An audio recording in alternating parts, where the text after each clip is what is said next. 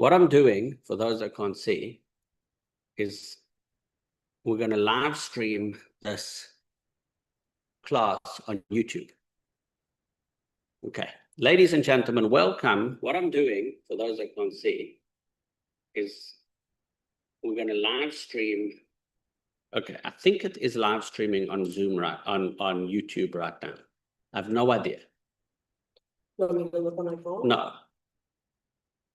Should we start managing this now? I don't know. How would I even know? Not me. No, it's live streaming on YouTube right now. Okay. Ladies and gentlemen, this class is now on YouTube. And the reason I'm putting it there is so that we can record this moment. So I'm putting we're doing this for this class. So we haven't done it in a while. And let's see what happens. And we can decide if we want to continue with this or not. And it will depend on the interaction between me and the students and the talking and this, but we're going to have fun. And let's learn the Maimah. Let's decide based on that. So the Maimah we're learning is the Maimah from the Rebbe Maharash, and it's called Mi Kamecha Tafresh Chavtes, which in English means who is like you. It refers to the verse Mi Kamecha Va'elim Hashem, who is like you in the gods, O Hashem. That's famously are the letters that make up the word Maccabi, right? And it's a verse that we say in davening multiple times a day. It raises the question. I mean, it means there are other gods. But we're going to ask all our questions as we go through the Maimah. This is a very, very good question. That's an excellent question, Josh. Excellent question. Good start. We're going to go through all these things. We're going to discuss everything in this class. We're going to take all questions and we're going to discuss all issues. This Maimah was said by the Rebbe Maharash, the fourth Rebbe of Chabad. Now, the context of it is this Maimah was said by the Rebbe Maharash in the year Tov Reish Chavtes 1969. 1869. Thank you very much. 1869. His father, the Tzemach Tzedek, passed away in the year 1866. Just a few years earlier, in the year 1866. His father was Menachem Mendel. And his father was Menachem Mendel, the Tzemach Tzedek. Okay. And we learned at great length a Maimah of the Tzemach Tzedek from Derech Mitzvah Secha. We learned the Maimah Mitzvah Semonos Elokus, the mitzvah of belief in Hashem. But we spent a tremendous amount of time in that Maimah explaining the whole process of Seder Shtalshelus and how the light of Hashem, is the Oyer is Ma'in HaMo'er. It has the force it has the power of creation of the source of the light, and that the changes that we see in the world are because of the kalim, the vessels. And we spoke about the enigma that Maimah addressed is how do you go from essential oneness to all the diversity that we see in the world today, right? And we explained that it's the relationship between the light and the vessels. And we spent a great amount of time analyzing God's light and God's vessels and explaining the tools. Vessels are tools and many other concepts of creation. And we resolved some of the deep philosophical questions and enigmas and debates between the Kabbalists and the philosophers and brought synthesis between them. And it was a very profound experience. And it took us almost 2 years to learn that Maimah from the Rebbe, from the Tzemach Tzedek. Remember that? Yeah, we spent a tremendous amount of time there. And after that deep theological adventure into Mitzvah Semonos Elokus, we took a little bit of a different track on our Chassidus and learned different things in different places. And we most recently learned the Maimah of the Frierdiker Rebbe, which is more of an Avodah Dika Maimah. It combined Haskalah and Avodah. In Chassidus, we have something called Haskalah and we have something called Avodah. Haskalah is the deep intellectual ideas of Chassidus, and Avodah are the practical lessons that we can learn in our own divine service. And obviously, we need to combine both, because Haskalah without Avodah is empty, and to truly understand the Avodah of Chassidus, we also have to understand the philosophy of Chassidus. So that all being said, is the Tzemach Tzedek was the Rebbe who passed away in 1866. Now, The Tzemach Tzedek had numerous sons. And the youngest of all his sons was the Rebbe Reb Shmuel. Oh, the youngest. The youngest of all his sons was Rabbi Shmuel. By a long way. And the oldest sons thought they were already empowered in their father's lifetime to a certain degree. And they certainly thought that they would be the successors of their father at different stages of their lives. But towards the end of his life, it's known that the Tzemach Tzedek became especially close with his youngest son and spent a tremendous amount of time and empowered him in unbelievable ways. It's like the Bible. And even though the Rebbe Maharash, during his father's time, tried to hide himself and tried to hide his greatness, almost similar to our Rebbe, how our Rebbe hid himself, and the Rebbe Maharash pretended to be more modern and more and less involved in different things. There's lots of stories about this, similar to our Rebbe. The Rebbe Maharash was appointed by his father to be the Rebbe in Lubavitch. Now, it did happen that the oldest brother became a Rebbe in another town, in Kopust, and he founded an alternate movement within Chabad Hasidism called Kopuster Hasidim. And there was another brother who went, I think, to a place called Nezhit. And there were different brothers that became Rebbes in different towns and founded like alternative branches within Chabad. But Lubavitch was the Rebbe Maharash, and then his son, the Rebbe Rashab, and then the Frierdiker Rebbe.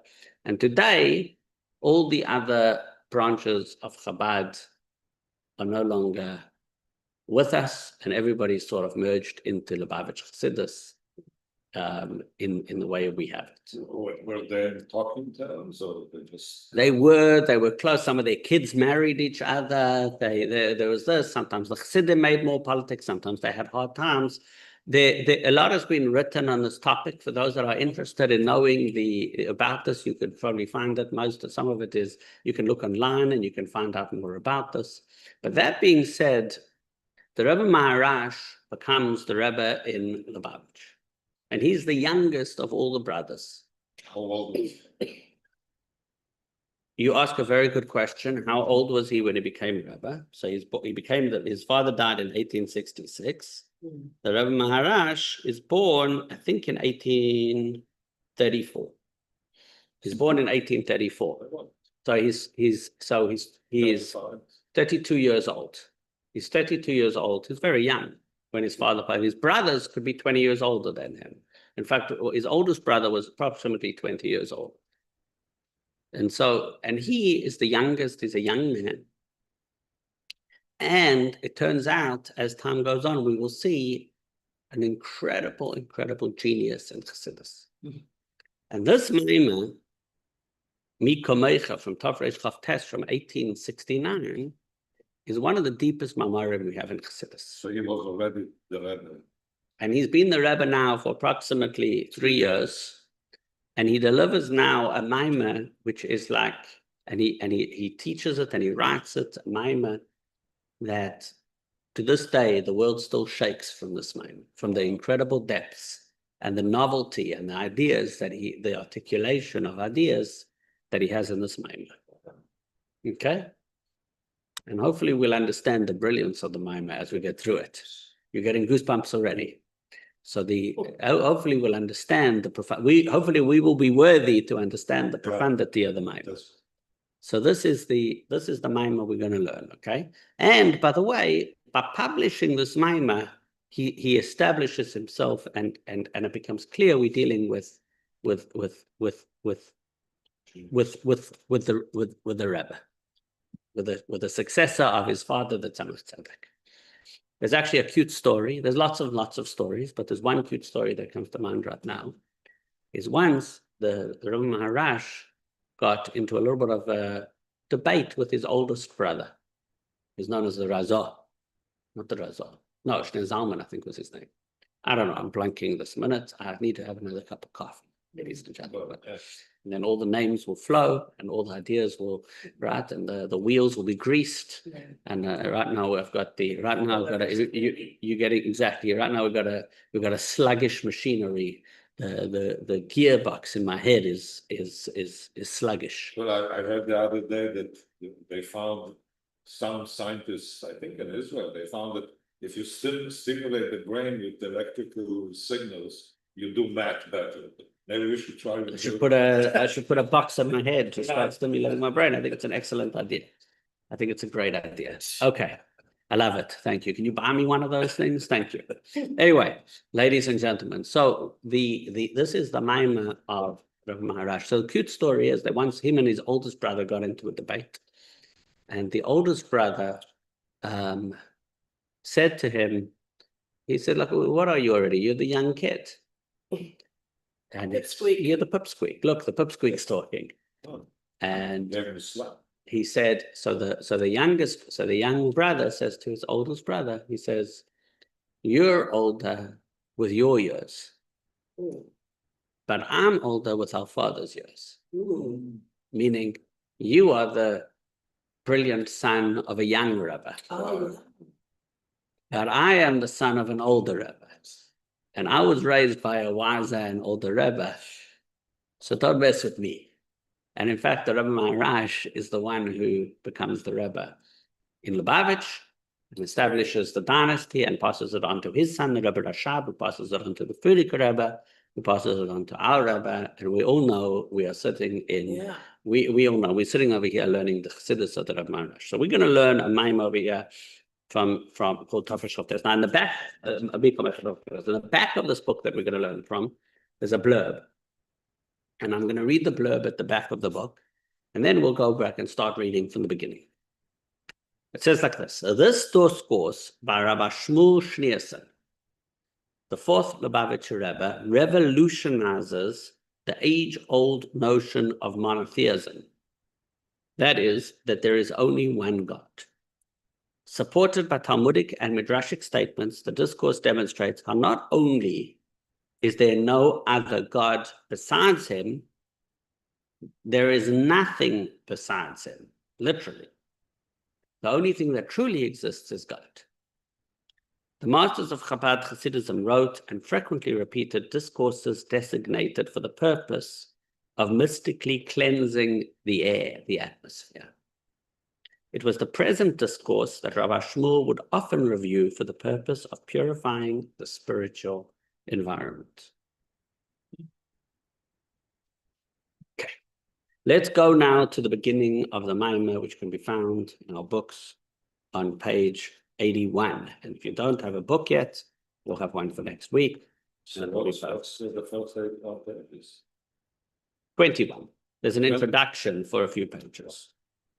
I'm not going to read the introduction because the introduction sort of tells you a lot of what the Maimah is about. There's a story here in the book, which I'll read. I'll read the story that they put. The story is the translator's introduction. In the translation, it says like this: a Hasidic lumber merchant in Riga was calculating his accounts. Under a column of figures, he inadvertently wrote, total, right, the total, Sachakol, Einoid Milvadoi. There's none besides him. There's nothing other than Hashem. In other words, what's the Sachakol? What's the bottom line? What's the sum total of all your calculations? This Chassid had learned enough Chassidus that his bottom line, his sum total was Einoid Milvadoi. There's nothing other than Hashem. That's after 3 hours of. So the Chassidim that were around turned to him when they heard this. They were not so impressed. Like, come on, you're busy working now. So the way they write it over here is in response to his assistant's raised eyebrow, he said. Now, what are you doing thinking Chassidus in the middle of you doing business? It's not the time for learning. So he said, during davening, it's considered perfectly natural to let one's mind wander off to his lumber business in Riga. So what is so surprising if in the middle of business dealings, the mind is invaded by thoughts of the unity of God? By the way, there's a man I know in New Canaan who's involved in a lumber business in Riga. Really? Jewish guy in New Canaan who has a lumber business in Riga, Latvia. So this is the story. I got to tell him that there's a famous chassid, I think, I think it was Benjamin Kletzker that had a lumber business in Riga. Lithuania. Latvia is a separate country. It's a separate country. They're right next. They border each other. I never know. They border each other. They're both in the Baltics. They border each other. And Lithuania? Border each other. Oh, Latvia is different. Okay. Yeah, So the Maimon goes like this. We're going to start the Maimon. then there was a song. Shabbos Parshas Yisro, Parshas Shmini, Tafresh Chavtes. Mi kamecha ba'elim havaya, mi kamecha neder b'kodesh. As Elaine started by saying, mi kamecha, etc. I don't want to say Hashem's name. Who is like you among the Elim, the Kalim, we're going to say, because I don't want to say Hashem's name in vain. I just said it before so people would understand. But amongst the gods, O God, who is like you, resplendent in holiness. And Josh asked a very important question. Josh, will you repeat your question? By saying who's like you amongst the gods, Yeah. what implies that there are Many gods. many gods. Hmm. So the obvious question More is, than one, huh? more than one. Believe me. Right. And often we say, Lo yisi alacheh elekim acherim, you shouldn't have other gods, we use the word Elohim. Here it says, who's like you amongst the Elim? It's a different word. El, right? Kel. I don't want to, it's hard to Yeah, communicate. so- Aleph Lamed, El Well, saying is that a name of Hashem, which we don't want to pronounce, but it's who is like you amongst that name of gods, right? saying that you shouldn't have somebody else, that's understood. But that he is first. Who is like you amongst them is even, Yeah, it implies that they are That's others. really. Right. Russian. So the Targum Yonason translates this as, who is like you among the supernal beings, O God. The Targum Yonason, there's two famous, firstly, this pasuk comes from Exodus. It's a pasuk in Chumash, okay, from Exodus 15:11. What's the context?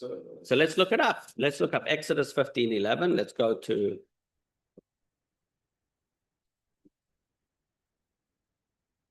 share screen. Not for me. Sidetracked. Exodus 15:11. Oh wait, and we have to put in the this thing keeps opening for some reason. Close that.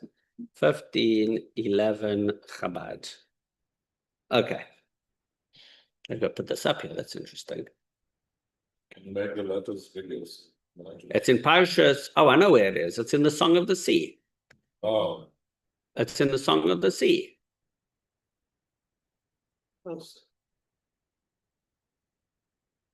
Isn't it? 15:11.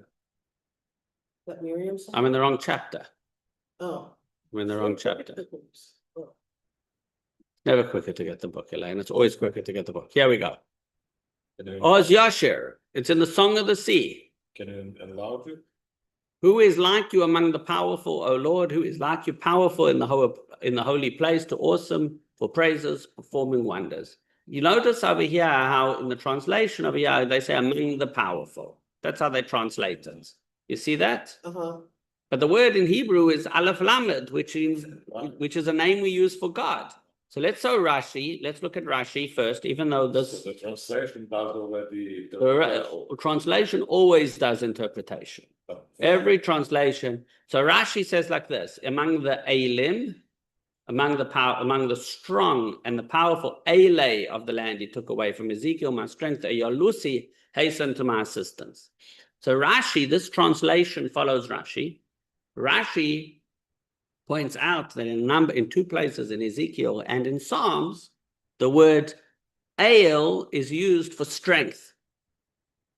So powerful, who amongst you is amongst the powerful forces, almost, is how Rashi translates it. He doesn't translate it as gods. He translates it as powerful forces. Even though the word El can refer to God, it also can refer to strength.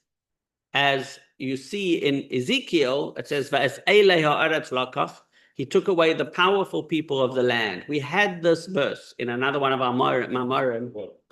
By the way, who remembers that we had this exact conversation sometime over the past 2 years, and we looked this up in one of our other Mamorim. We definitely saw this, and I don't remember where. Jerry, For sure he would. It's too bad he's not here. Okay, I remember that we did this exact exercise previously. But then it's still a problem because, well, God is comparing himself to some powerful. Okay, so it's still a problem, Josh says, because and it implies that there are other forces, that he's more powerful than those other forces. If it's And we've been like- learning, we know, anyone who's learned to this knows that there are no other forces or God, right? So it creates problems. So let's see, that's how Rashi translates it. Let's see how Targum Yonason translates. So the Targum Yonason, you'll all remember from our JLI class, Right. we learned about Targum Onkelos. mhm, Onkelos was the convert from Rome who translated the Torah into Aramaic, and his commentary and translation is still printed on the side of every book of Chumash. Almost every Chumash today has Onkelos printed on the side. The Aramaic translation of Onkelos known as the Targum. There's another Targum known as the Targum Yonason. It's the Targum of Yonason and Ben Uziel. And in those of us who are taking the Gemara class, remember that the Gemara spoke how the world shuddered when Onkelos's not Onkelos, when Targum Yonason came out because of all the secrets of Torah that he included in his Targum. wow. So and it's not as famous as Onkelos, and it's not, but it's printed and in the Mikrois Gedolos. If you get one of these compendiums that has all the commentaries, they'll have Yonason and Uziel over there as well. And here we're going to quote from the Targum Yonason. Also to Aramaic. Also to Aramaic, but he has more. The difference between Targum Yonason and Targum Onkelos is tries to be more literal, Right. and he tries to be a more literal translation into Aramaic. Although it's also a commentary. A very important thing to know is every translation is a commentary. Every translation, because when you go from one language to another, you have to use words. Like, how do you say challah in English? Challah. How do you say challah for Shabbos? How do you say it in English?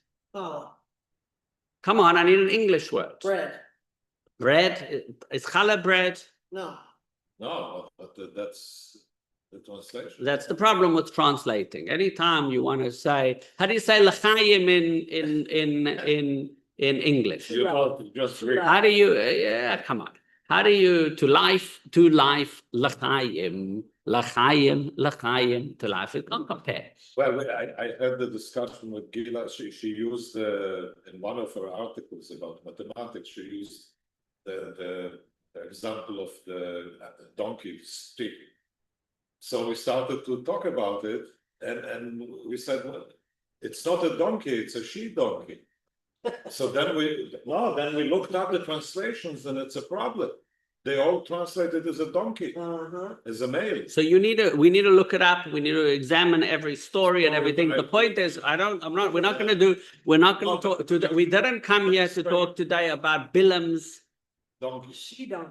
Well, when we were kids in school, we were always very, very excited because in those days, our the old archaic versions never called it a donkey, they called it an ass. And we loved to be able to talk about. An ass is the male horse. Again. Okay, I have no idea. All I'm telling you is we didn't come here today. We didn't come here to discuss that today. We can talk about that later. We can look it up. But the point is, every translation is a commentary. Absolutely. So let's see what Targum Yonason does with this verse. By the way, just on a literal level, we thought El means a god, Right. which it normally means. Comes along Rashi and tells us that actually the word El is used for strength, and gives us two examples where it's clearly not talking about gods. As Elei Ha'aretz in Yechezkel, when it says they took away the strong people of the land, it's talking about the leadership, and they're referred to as Elei Ha'aretz. It's talking about men. It's not talking about gods. And in Psalms, he says, Eyalusi le'ezrasi chusha, where it means my strength. So we see El means strength. So the simple translation isn't the one. The Rashi's translation is not the one that Rashi's translation. So that's why it says over here on our screen, who is like you among the powerful, O Lord. Let's look up in a siddur. Let's go to the siddur and see. So in the Shabbos So that's what I'm looking up on Shabbos when we say this verse and you read it in the Siddur and everybody sings it together. That But does it come from lovely. this? It comes from this verse. So how do they translate it over here? And it's in the Song of the Sea, which we say every day of the week, right? So how do they translate it over here? That here it's translated as, who is like you among the supernal beings, O Lord? It's Rashi. So Rashi doesn't Yeah. say supernal beings. He just says powerful. So he translated as a supernal being. So how does Targum Yonason translate it? Targum Yonason says, Mi kavosach be'elei meroima havaya. Who is like you among the be'elei meroima? Elei means the elei meroima means the Strong above. meroima means supernal. Well, So it could either mean strong above, or it could mean the gods above, or here he translated as supernal. You understand the translator into English over here chose to translate Targum Yonason as supernal beings. Again, I'm not sure if that's 100%. Anyway, Vahainu, what does that mean? Ki lafi anira mipshat hapasuk hayo efshel leimar shemi kamecha she'aneda b'kedesh neder silas. Without his translation, the verse can be understood to mean that there's none like you, resplendent in holiness and awesome in praise. But there is, heaven forbid, another God, like you said. In other words, the full sentence is, you might have thought that there is another Ke'el, albeit one that is not resplendent in holiness and awesome in praise. Yonason therefore translates it as, who is like you among the supernal beings? which So is that the great. verse conveys the same idea as the verse, there is nothing else besides him. In other words, the way the Rebbe Maharash is understanding Targum Yonason by saying mi kavosech be'elei meroima, he's saying this is the same as saying Einoid Muvado, there's nothing other than God. So the difference between Kamocha and the other word you said. Onkelos Tergame, Onkelos translates it as Leis Bar Minoch. There's nothing besides you. Now that's very interesting. Yeah, it's that's- most explicit. When we go to Onkelos, we see it most clearly that it's Leis Bar Minoch. There's nothing besides you. That's- So mi kamecha ba'elim Hashem, who is like you in the supernal beings, meaning whatever supernal being you have, it's not God. yeah, And Onkelos translates this to mean, and the Rebbe Maharash takes it a step further to mean that Yonason is saying, Targum Yonason is saying, Yonason ben Uziel, the Targum Yonason is saying that this means there is nothing besides God, and the most explicit one who actually says that explicitly is uncle. Onkelos, who says Leis Bar Minoch. But obviously there's a problem there because everybody says so. By the way, he has the note over here. I told you that we read it in the Gemara in Megillah. Yeah, It says over here, Yonason ben Uziel, the disciple of Hillel the elder, authored an Aramaic translation on the Torah. The Gemara in Megillah, which we're studying on Monday mornings, relates that upon concluding his translation,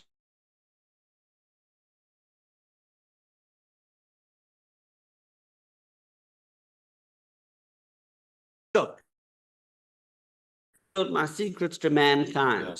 Whereupon Yonason ben Uziel arose and proclaimed, it was I who revealed your secrets. It is revealed and known before you that I did not do it for my own honor, nor for the honor of my father's house, but for your honor, in order that disputes should not multiply in Israel.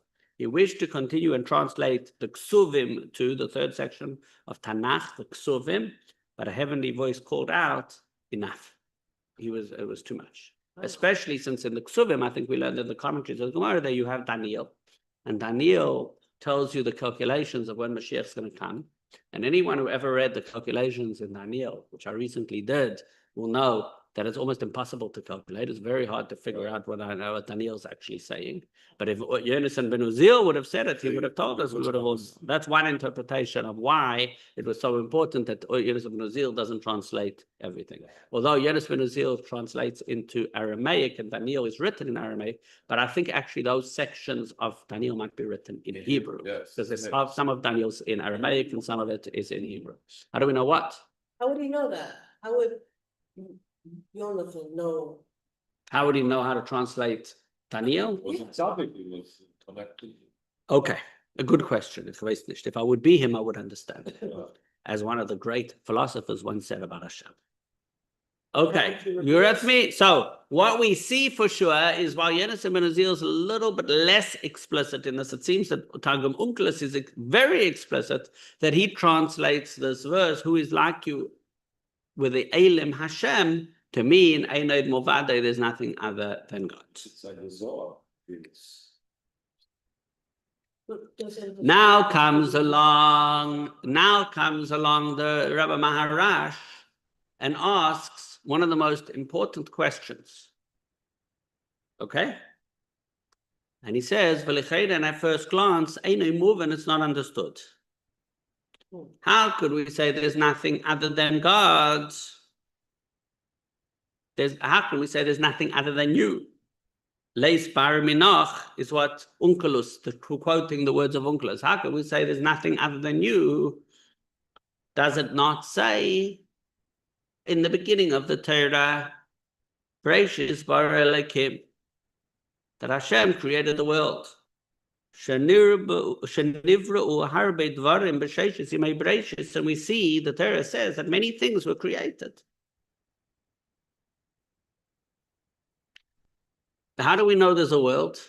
How do you know there's a world, Josh? I kick myself. That's not how you know there's a world.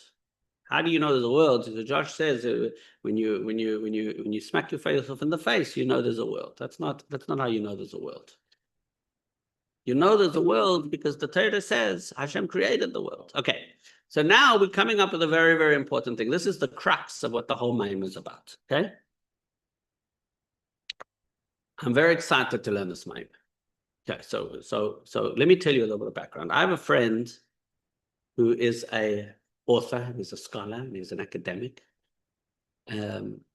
Rabbi Dr. Eli Rubin. And he recently wrote a book about the history of Tzimtzum in Chabad thinking. If anyone wants to borrow the book and read it, you can take it out of my little library over here, but I want it back because I'm not fully finished it yet. But not yet. I'll lend it to you when I'm done with it. Anyway, a big thesis of his book is the fact that there are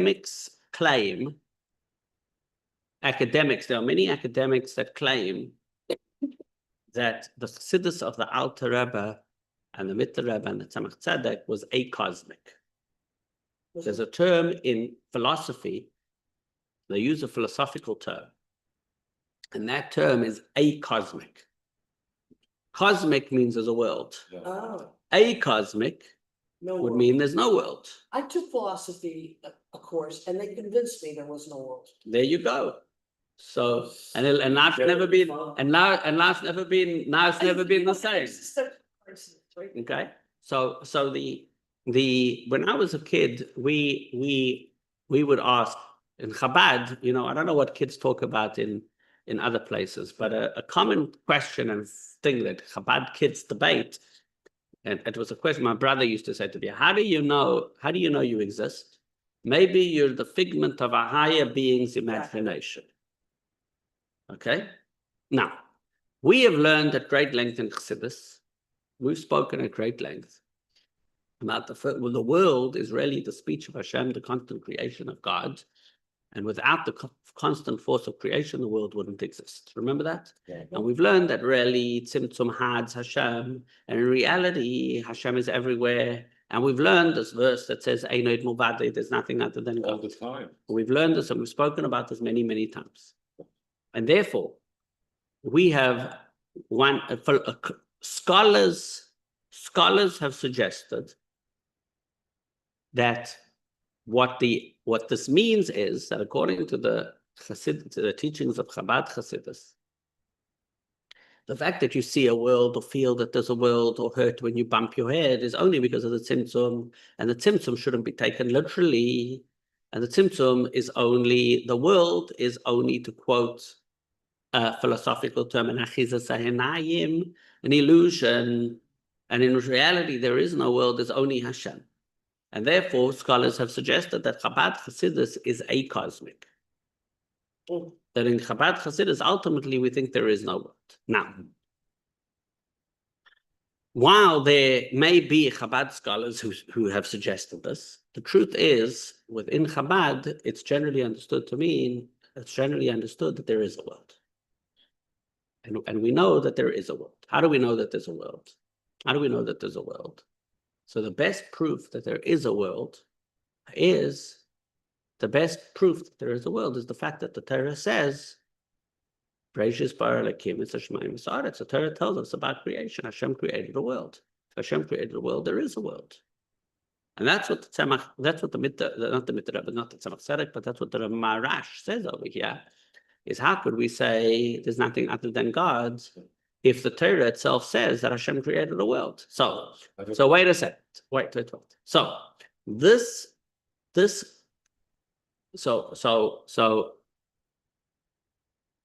this mimer is a very important mimer in that conversation. And basically, by the way, my friend wrote a book analyzing the history of Chabad Hasidus and its development from generation to generation, including how the concept of the tzimtzum and how each Rebbe explained things in different ways. And the central thesis of his book is that all those people, I don't know if he would say this is the central thesis of his book, but this is what I read into his book, is that all those people that think that the world is acosmic didn't really understand Chabad Hasidus, because Chabad Hasidus is acosmic, didn't really understand Chabad Hasidus, because Chabad Hasidus understands very well that there is a world, okay? So this is a concept. This is a big concept. Now, which Rebbe says it most explicitly and deals with it most explicitly, and how they do it? There's 7 Rebbes. We're talking about the 7 Rebbes of Chabad. That's what we're talking about over here. The 7 Rebbes of Chabad. It's not necessarily it's not that they argued with each other. It's how explicitly each Rebbe says different things, and reveal new things. And the question of what the chidush of each Rebbe was, and what's the novel idea of each Rebbe. And academics like to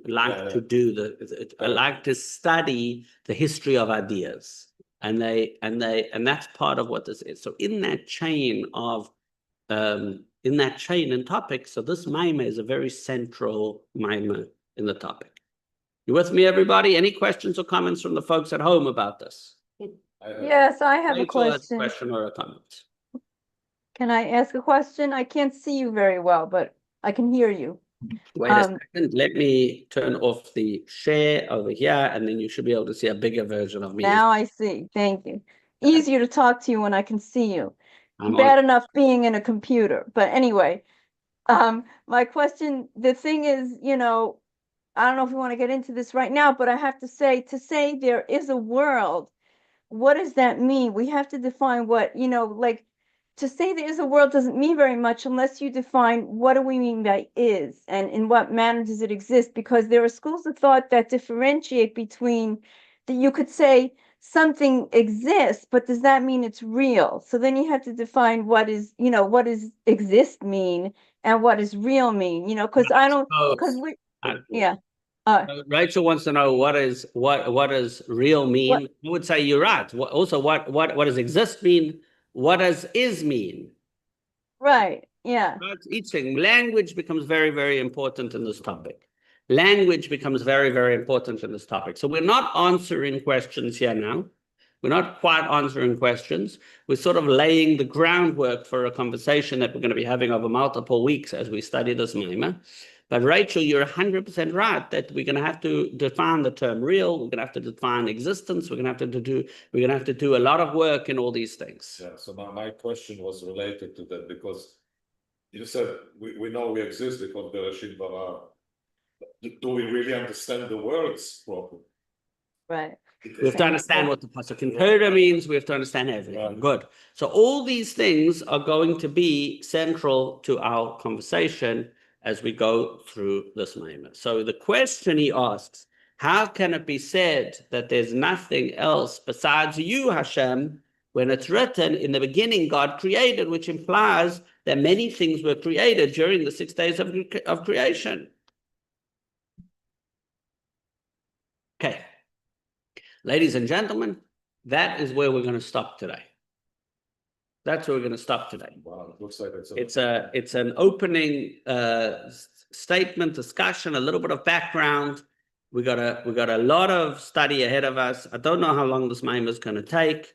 It will take as long as it takes. We'll have as much fun as we have. We'll discuss. We're going to learn. This is a project, and it's going to take us through several weeks. And it's probably going to take us several months to learn through this Maimah as we discuss and understand what we're doing over here today. Fantastic. Any last questions or comments before we pause the Maimah until next week? No. Okay. So ladies and gentlemen, with that, we conclude today's class on the Maimah. We're going to continue the class with some of our other discussions.